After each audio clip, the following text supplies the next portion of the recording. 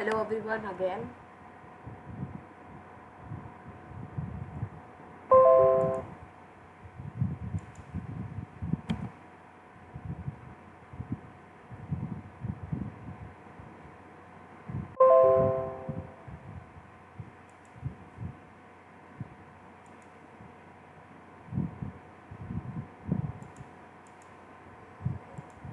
Hello everyone again.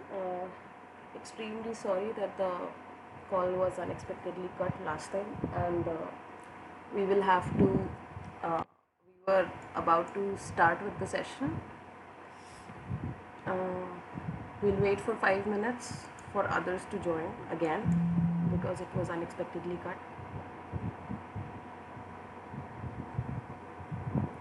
and we'll continue the session in 5 minutes.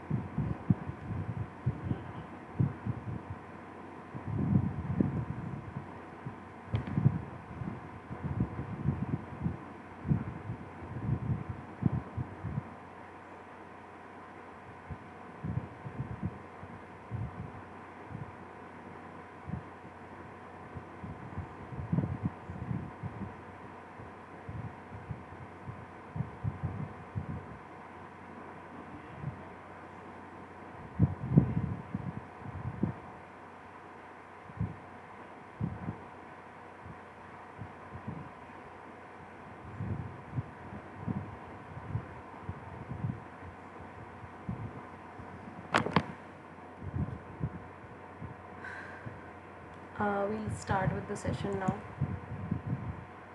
because nobody has joined.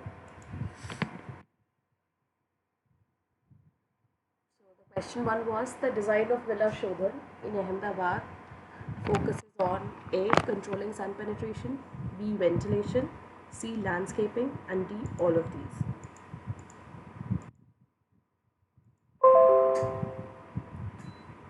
So, Villa Shodhan or Shodhan House, it is a modernist villa located in Ahmedabad, India.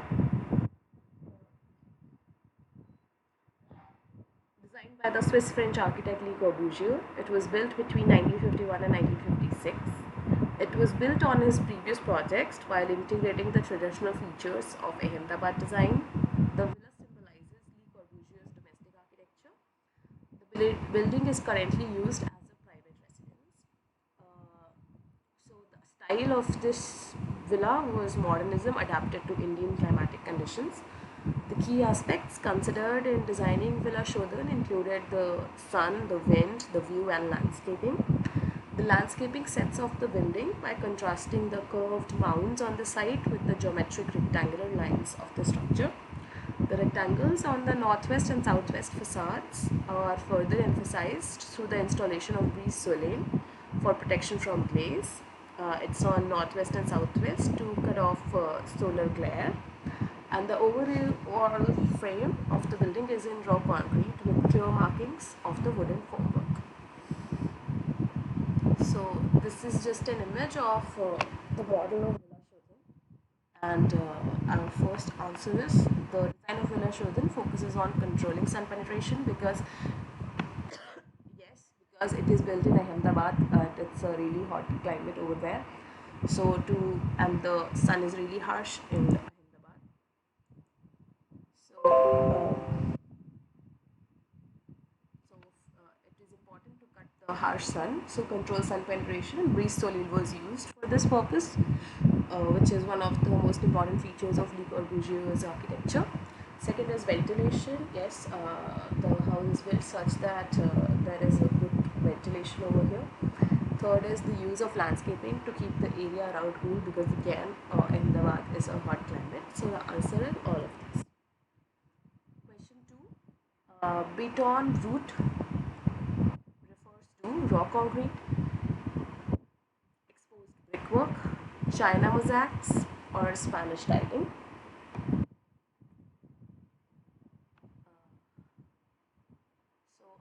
Beton root is an architectural concrete that is left unfinished.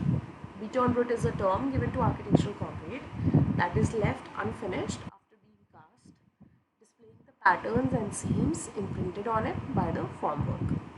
Beton root is not a material itself, but rather it's a way of using concrete.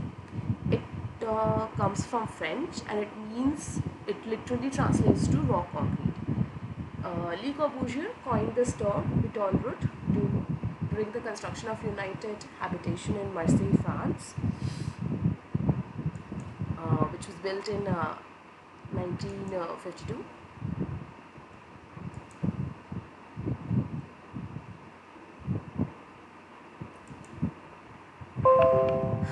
Beton root became popular among modern architects, leading to the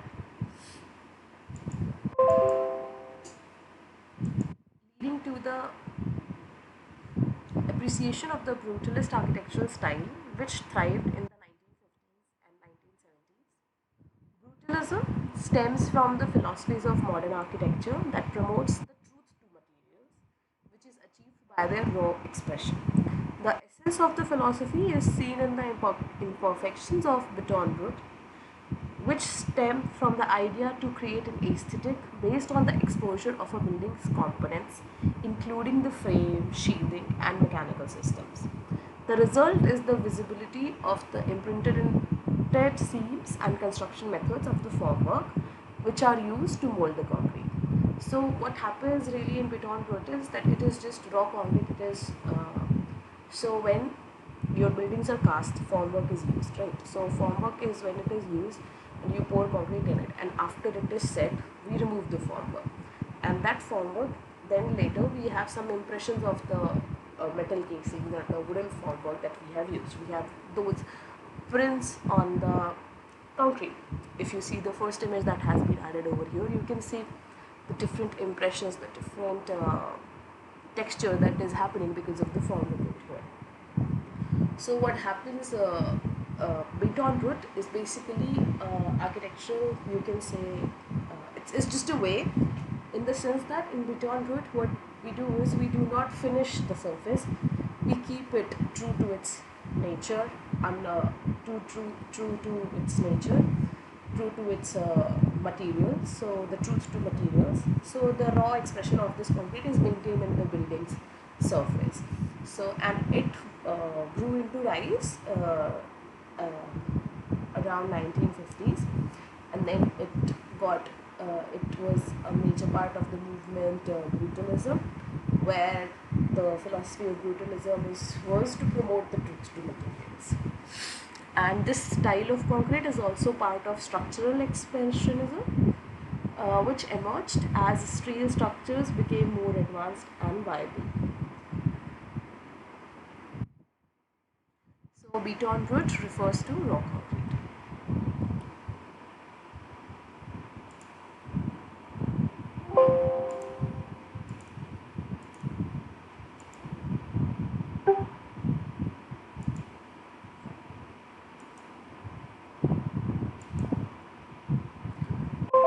Question third, Bauhaus School, Weimar, was established in 1991, 1929, 1919, 1942. So what is Bauhaus? Bauhaus is a German, in German it means building house. It was a German art school operational from 1919 to 1933 that combines the crafts which included art, architecture and sculpture and everything, and they combined the crafts with the fine arts. The school was famous because for its approach in design, which attempted to unify individual artistic vision with the principles of mass production and emphasis on function. So, what are the important aspects of Bauhaus? Are that first is that at that point of time, because of industrialization, the mass production was at rise. So, and the middle class rose and they could afford certain things which were only accessible by the really rich class of the society.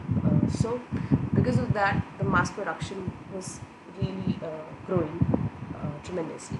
So, at that point, there was a need to combine the principles of mass production along with the individual artistic visions to still create a uniqueness but yet in the form of a mass production. So ideas were not given up in Bauhaus, and one of the major aspect in Bauhaus was the emphasis on function. So in Bauhaus buildings, in Bauhaus architecture specifically, there is a lot of emphasis on the function of the space more than anything else. So Bauhaus was founded by architect Walter Gropius in Weimar. It was grounded in the idea of creating a comprehensive artwork in which all the arts would eventually be brought together. The Bauhaus style later became one of the most influential currents in modern design, modernist architecture, and architectural education.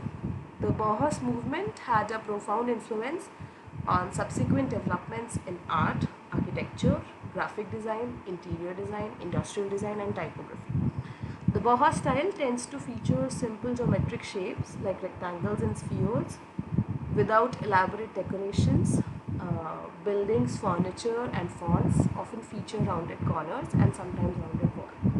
So the school existed in three German cities: Weimar from 1919 to 1925, Dessau from 1925 to 1932, and Berlin from 1932 to 1933. So our answer is 1990. So first school, Bauhaus school, was established in Weimar in Germany in 1991. Question number 4. Which of the following is not in 5 points of new architecture by Le Corbusier? Ribbon windows, pilotis, roof garden, or reshaping furniture?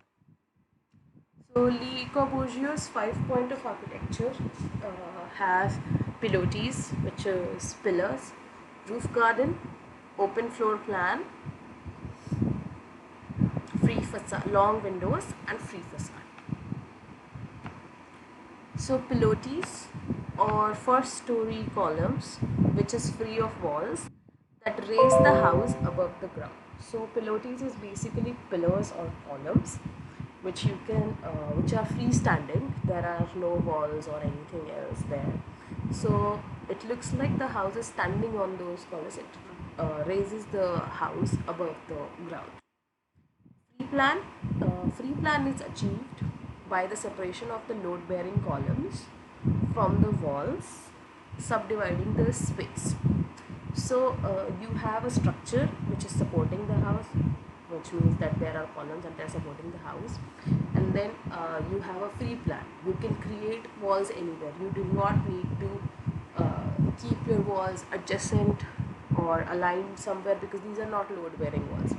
So you have a huge plan which has structural elements, which is columns, which is taking the load of the roof above or the structure above, and then the entire plan is free to you to build your wall in any direction or in any way, because walls will only act the dead load which would be already considered for the during the design of the column. Otherwise you do not need to follow a typical layout. You are free to use the plan in however way you want. A free facade. So the exterior walls are no longer load bearing and just separates the internal spaces from the outside. So what happens in this is during this kind of design is that you have columns, there are structural elements, but you construct the wall uh, project after projecting the slab a little, and when you get that facade is free of any columns or anything, so you can create a whole glazing window also out of it. So that's a free facade. Strip windows or ribbon windows, these are horizontal fenestration, long horizontal fenestrations as uninterrupted bands, and it is possible because of a free facade. Then roof terraces, to be constructed with sand covered by thick cement slabs laid with staggered joints seeded with grass. So the Le Corbusier brought this idea of having a roof garden in his villas, and this is Villa Savoy. Its example. It's great example of Le Corbusier's 5 points for new architecture or new construction. Villa Savoy is a modernist villa. It was designed by Swiss French architect Le Corbusier. It was built between 1929 and 1931 using reinforced concrete, and it has all the elements of 5 points of Le Corbusier's new architecture. It has pilotis, if you can see on the ground floor. It has the free facade. You can see it's free from the column. It has ribbon windows, and the uh,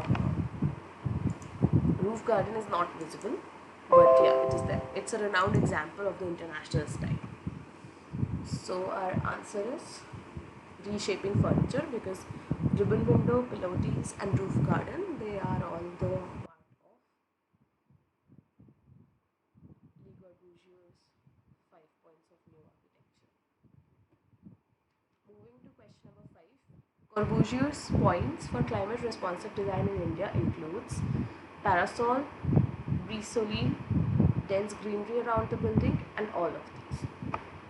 So Corbusier's points, or his aspects or his features for climate responsive design in India included parasol. Parasol is basically a large overhang inspired by the umbrella, Japanese umbrella. Second is brise-soleil. Brise-soleil we have discussed in previous sessions. They are shading devices, basically in the projected out in front of the building to cut off the sun, harsh sun, to directly come into the building. Deep overhangs and verandas, dense greenery around the building, which helps create a local climate and cool down the temperature. Water body, again, same as the dense greenery to help cool down the local temperature around it, the building. And then roof garden, again with the same ideas. So our answer is all of these, because the climate responsive design in India includes parasol, use of parasol, large overhangs, use of brise-soleil, dense greenery around the building, and all of the above. Moving forward to question 6. Sri Ram Center, New Delhi, 1966 is a work of B.V. Doshi, Shivnath Prasad, Charles Correa, and Le Corbusier. Sri Ram Center for Performing Arts, or SRC, is one of India's best known theatres in Mandi House, New Delhi. It was built in 1958. It is run by the Indian National Theatre Trust, established in 1958, and promotions of arts and culture. It was designed by Shivnath Prasad. It is inspired from the ideas of Le Corbusier rather than direct usage of Le Corbusier's forms. It explored the abstract use of pure solids to create a sculptural form in SRC. And these are some of the points which have been.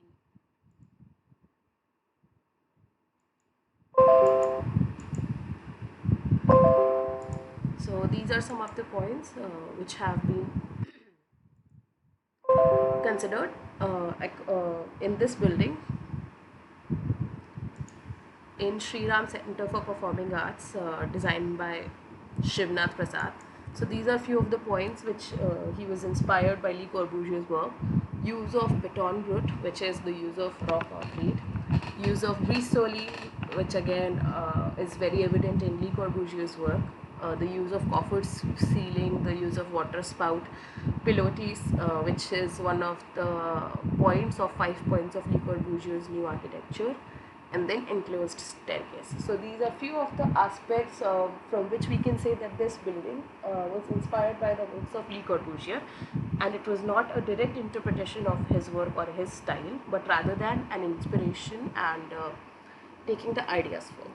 So our answer is Shivnath Prasad. So Sri Ram Center in New Delhi, it was designed by Shivnath Prasad.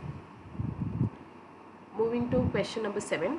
India's first fully automated blood center in Gujarat, designed by Matharu Associates, is Rotary Blood Bank, Prathama Blood Center, Jeev Dhara Voluntary Blood Bank, Parak Voluntary Blood Bank. So, Prathama Blood Center is a blood bank which is situated in Ahmedabad, and it was jointly established in 2000 by Ahmedabad Municipal Corporation and Advanced Transfusion Medicine Research Foundation as a non-profit voluntary organization. So it is a non-profit voluntary organization. It was established by the municipal corporation and this organization called Advanced Transfusion Medicine Research Foundation. Around 50,000 voluntary blood donors donate blood annually at Prathama, which is India's first fully automated blood center. And while designing this, the challenge was to make a medical facility which removed the repulsion in the sense that we do not feel really great going to hospitals, and there is a bad, you can say not bad really, but bad, a kind of bad vibe associated with hospitals where there is sick, there is ruined health. So around that time when this was built, there was this wave going around that we need to create medical facilities that actually makes people happy rather than more depressed. So which is why there was a challenge to make this medical facility, removing the repulsion associated with medical facilities and transforming it into an inviting public building, an inviting public domain where people would go. So in most of the cases, to make the hospital buildings or medical facilities more livelier, there is a use of primary colors, use of greenery, and in this case it was an exceptional architectural style. It was designed by Matharu Associates in an architectural competition which was floated in 1998. The architectural style of this building is brutalism with high-tech modernism. So, India's first fully automated center in Gujarat, designed by Matharu Associates, is Prathama Blood Center. Question 8. Which of the following buildings is not an example of brutalism in India? Palika Kendra, New Delhi, Dudhsagar Dairy Complex, Mehsana, Prema Bhai Hall, Ahmedabad, Hiranandani Apartments, Mumbai. So, first is the Palika Kendra. Palika Kendra is a 21-story building on Sansad Marg, New Delhi, India. It was designed by Kuldeep Singh and Mahendra Raj. It is among the few structures in Delhi that feature brutalist architecture. After its inauguration in 1984, with a height of 91 meters, it remained one of the tallest buildings in Delhi for years. It serves as the headquarters of the New Delhi Municipal Council and hosts the main server and the command and control center of the civic body. Second is the Dudhsagar Dairy Plant. It is a milk processing plant located in Mehsana, Gujarat, India. It is owned and operated by Dudhsagar Dairy Cooperative. It is postmodern brutalist building designed by Achyut Kanvinde. It was commissioned in 1970 and it was completed in 1973. Next is Prema Bhai Hall. It was designed as a public theatre. Prema Bhai Hall, a largely concrete building, it houses an auditorium, vast interior corridors, and public gathering spaces. It was built in 1970s, and this hall was constructed as a replacement to the original structure, which was built in 1930. It was designed by B.V. Doshi, and Doshi is known for his modernist approach, and he designed the building in monolithic concrete character, which is the brutalist style, and it overlooks the historic site of Bhadra Plaza, which and is adjacent to Bhadra Fort.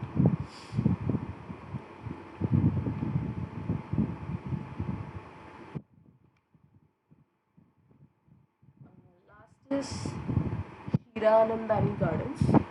Hiranandani Gardens, known popularly as Hiranandani, it's an upmarket township which consists of condominiums, penthouses, bungalows, and commercial complexes in Powai in the city of Mumbai. Hiranandani was constructed by the Hiranandani Group. Hiranandani consists of residential buildings, office buildings, hospitals, school, garden, community centers, sports club, bank, shopping mall, film studio, bus garage, hotels, restaurants, pubs, and swimming pools. It is spread in an area of 250 acres, and township houses 42 residential buildings and 23 commercial buildings. And the architectural style of this building is neoclassical, very similar to neoclassic. So our answer is that which of the following buildings is not an example of brutalism in India? So our answer is Hiranandani Apartments, Mumbai, because all the other three buildings were actually designed and built by really famous architects who were actually exploring different kind of techniques in India, and specifically at that point of time they were really inspired by the brutalist style which kind of Corbusier brought into India. So Palika came to New Delhi, Dudhsagar Dairy Complex Mehsana, Prema Bhai Hall Ahmedabad. So all these are example of brutalist buildings in India, and Hiranandani is not. Question number 9. While designing Chandigarh, architects had to deal with A. Composite climate, B. Local construction techniques, and C. Both composite climate and construction techniques, and D. Polar climatic, no polar climatic conditions.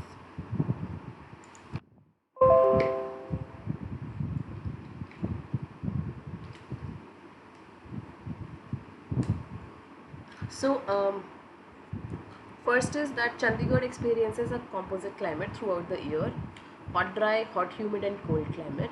So the average high temperatures around June and July, it goes as high as 40 degrees, and average low during winters goes as low as 6 degrees. So it experiences a harsh summer, not such a harsh winter, but experiences really harsh summers, and it is a part of composite climate. So when Chandigarh was being designed and it was assigned to Le Corbusier, Jean Pierre, and Maxwell and Maxwell and Jane Drew, uh, all four of them.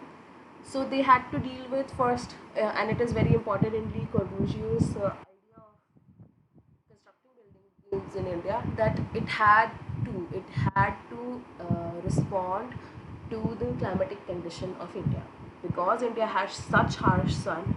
So these architects who were coming from these Western countries which were cold, they had to adapt to the Indian climate, and they had to add architectural elements, and they had to design it that way that they could design for a composite climate.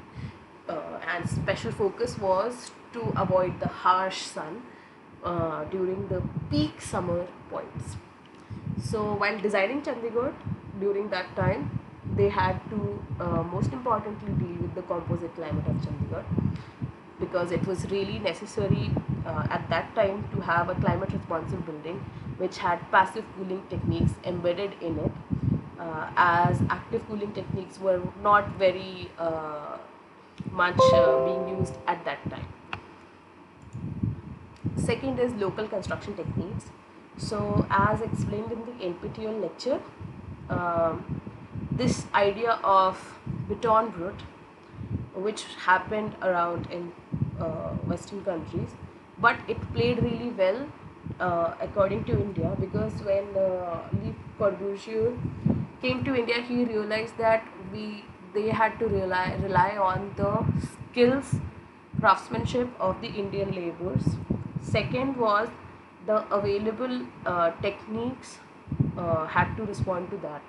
So that's how beton brut really worked really well in context of India, as to because beton brut does not need extreme finishing or anything, and it is a raw representation of the concrete form. So and depending on the labor skill that they had in India, they had to work with the local construction techniques that were available.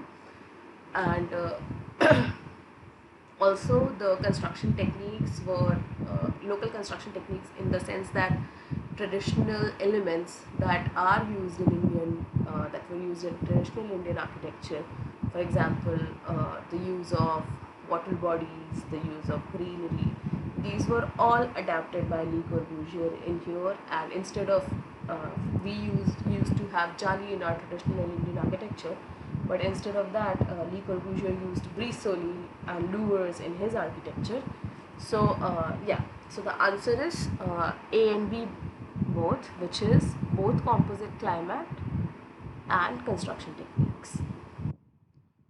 Last question. Pierre Genre, Maxwell Fry and Jane Drew, they were developing neighborhood sectors for the purpose of government housing, parliament building, governor's palace or secretariat. So, Parliament Building, Governor's Palace and Secretariat Building are all part of the Capitol Complex in Chandigarh. And these three buildings were designed and planned by Le Corbusier. And Pierre Genre, Maxwell Fry and Jane Drew were developing at the neighborhood sectors, and in which government housing was one of the major parts. So they were developing neighborhood sectors which included schools, shopping bazaars, government housing, and in contrast to the rough concrete in Capitol Complex, these buildings used exposed brickwork of neighborhood sectors. And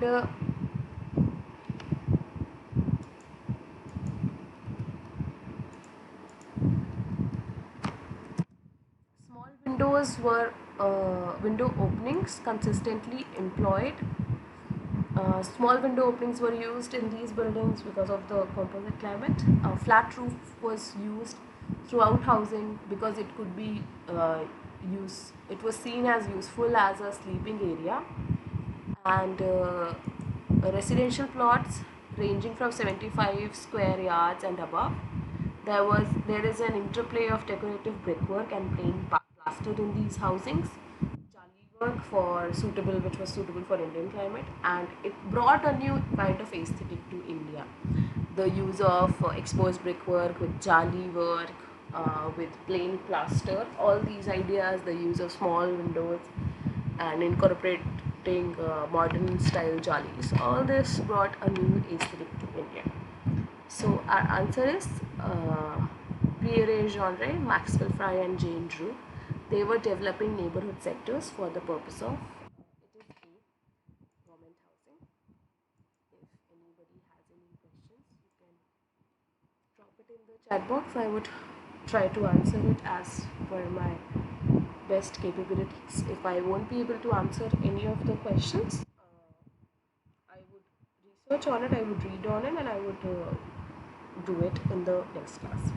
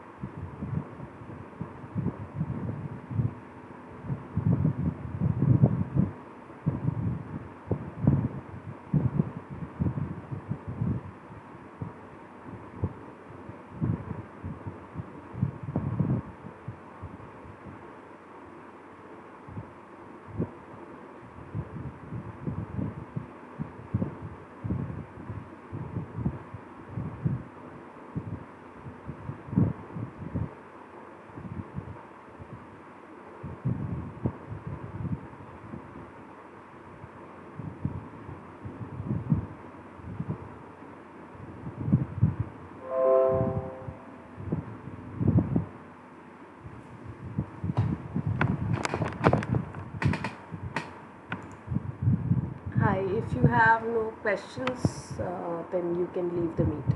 I was waiting to get any questions if anybody had any questions.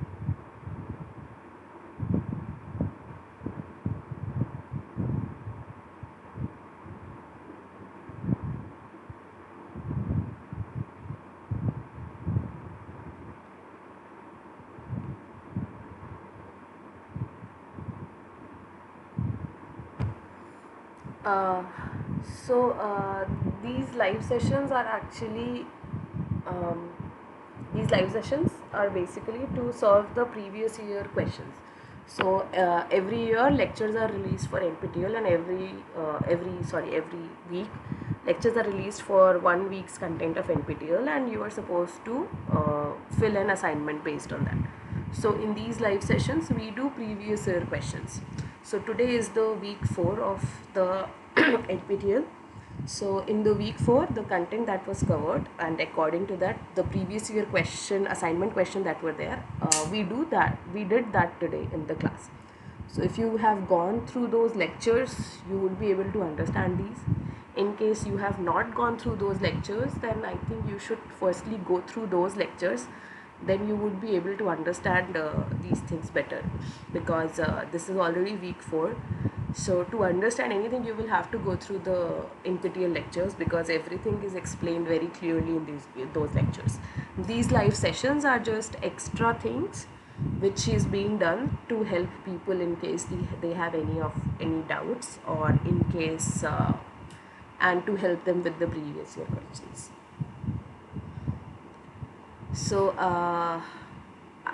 every week the submission assignment has around 10 questions. So we have done those 10 questions this year. This is in these sessions we do the previous year questions. We do not do this year's question. So this is just like a practice to help practice people and to clarify any doubt. So to be able to ask doubts, you will have to go through the NPTEL lecture, and if you didn't understand anything, if you missed out on anything, then you can ask me any of the doubts in the live session. I would try to answer my best all those doubts, and in case there is something that is very complicated or typical, I can always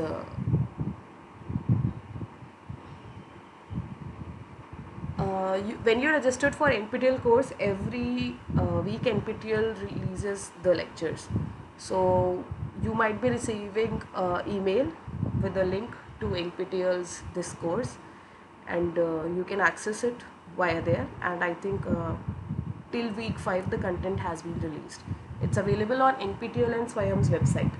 Whichever email ID you have used to register, you can open that email ID and you will see you will have a link there. You would have multiple emails from NPTEL over there. So you can open one of those emails and you can go to the week, all the week's contents. So there are 5 lectures every week and all these lectures are 30 minutes long.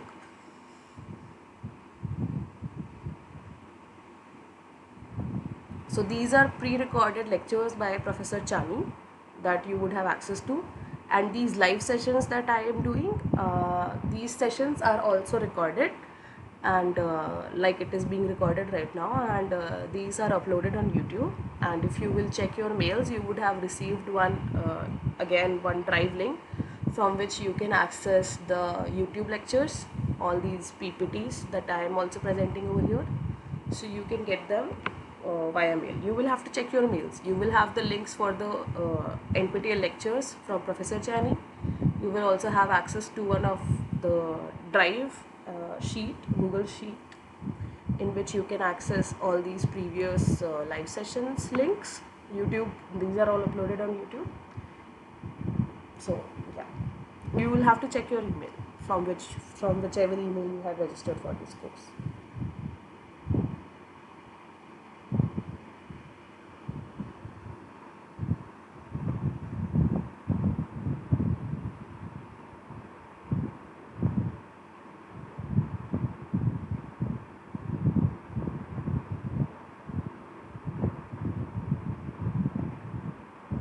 So every week the lectures are released and along with it the assignment is also released.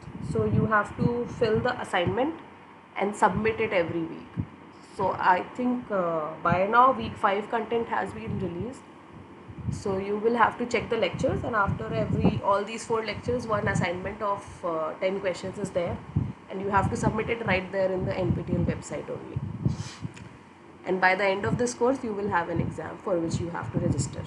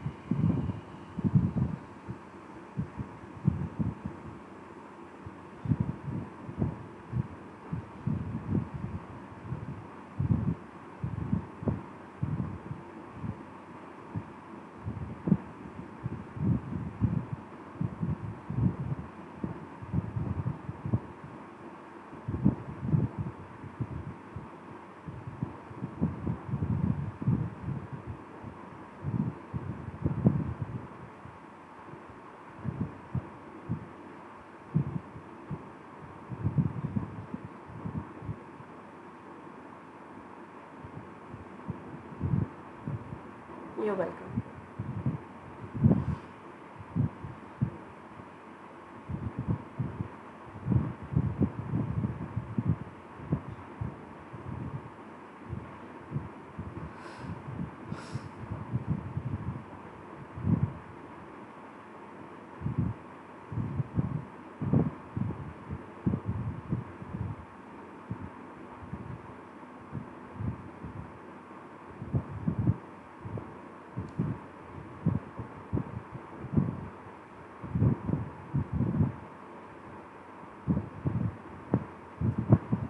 Yeah. So next Monday we will have week 5 assignment on week 5. So every week 5 lectures are released. So 5 lectures per week, and these are 30 minutes long lectures. It's all available on NPTEL website. So next Monday in this live session, we will be covering week 5's previous year assignments.